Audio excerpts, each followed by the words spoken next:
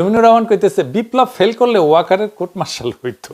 ওই কোর্ট মার্শালও বুঝিছে বিপ্লব ফেল করবে কেন। এ রুমিনুর, বিপ্লব দেখিস তুই তুই তো ছিলি না, মাঠেতে ছিলি না তুই। পুলিশ ফেল করিছে, পলাইছে সব পুলিশ, র্যাব ফেল করিছে, পুলিশ পলাইছে, অস্ত্র ফেলে থানার পর থানা ভস্মীভূত হয়েছে, তছনছ করে দিছে পাবলিককে। বাংলাদেশে কয়টা থানা আমরা জ্বালাই দিছিলাম বলেন তো? আগে আগে বলেন তো, বাংলাদেশে কয়টা থানা আছে? কইবে পাবেন না। 639টা থানা গুনে গুনে রাখিছিলাম। কয়টা থানা ঘুরা করে দেওয়া হয়েছে? 450টা থানা ঘুরা করে দেওয়া হয়েছে। পুলিশ মাইরের ট্যাঙ্গে রেখেছে পাবলিক, র্যাব তো আগে ভাগিছে, বিডিআর ভয় বাইর হয় না।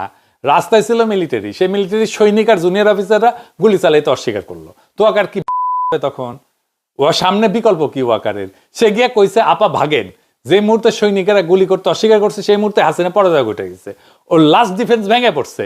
যদি সৈনিকেরা আর জুনিয়র অফিসাররা গুলি করা অব্যাহত রাখতো তাইলে তো ক্যান্টনমেন্ট গুলা তামা হয়ে যেত থানার মতো। ওই যে এডারে গুলি করি, এডাই যায়, এডাই মরে, বাকিগুলা যায় না। শুনে নাই শেখ রুমিনুর রহমান গুলি করে লাশ নামানো লাগছে, কিন্তু গুলি করলে মরে একটা, আহত হয় একটা, একটাই যায় স্যার, বাকিটি যায় না। এটি স্যার সবচেয়ে বড় আতঙ্কের এবং দুশ্চিন্তার বিষয়। গুলি করে জনতাকে ঠেকানো যায় না। 18 কোটি মানুষকে মাইরা ফেলাইতে হইতো, তাইলে আর্মি গুলি না থামাইলে ভালো হইতো, মিলিটারি ব্যুরোক্রেসিরা একবারে পরাজিত করতে পারতাম, আজকে এত ঝামেলা পোহাইতে হইতো না।